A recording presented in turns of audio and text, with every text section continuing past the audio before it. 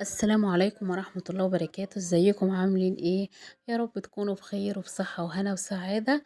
النهاردة هنعمل مع بعض الرز البسمتي القمر ده. شايفين الجمال؟ يلا تعالوا نشوف المقادير سوا.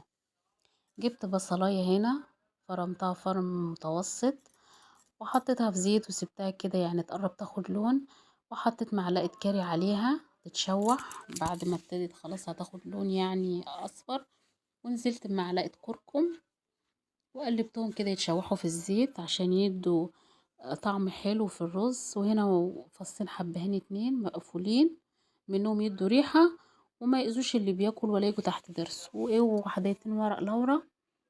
ونزلت بالرز. طبعا التوابل دي بتتشوح شوية في الزيت مع البصل عشان تطلع ريحتها الجميلة. وطبعا يبقى الرز طعمه حلو. شوحت الرز كده البسمتي زي ما انتوا شايفين، هبتدي اشوحه كده على النار كويس قوي وخليه ايه يبقى مفلفل كده، وبعدين انزل بالميه المغليه.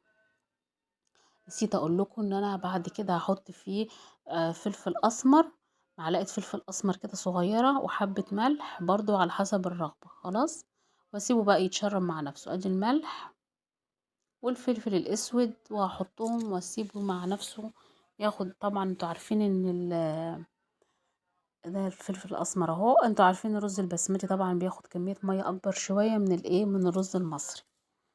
حطيت له المية وسيبته كده مع نفسه لما ياخد ابتدى هنا يشكشك خلاص وابتدى يشرب المية.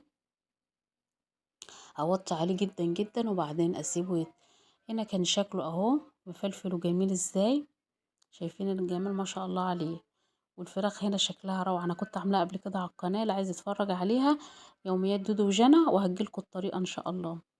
يلا ما تنسوش اللايك والاشتراك في القناة وتسيبولي تعليق جميل زيكم كده. شايفين الجمال؟ والسلام عليكم ورحمة الله وبركاته.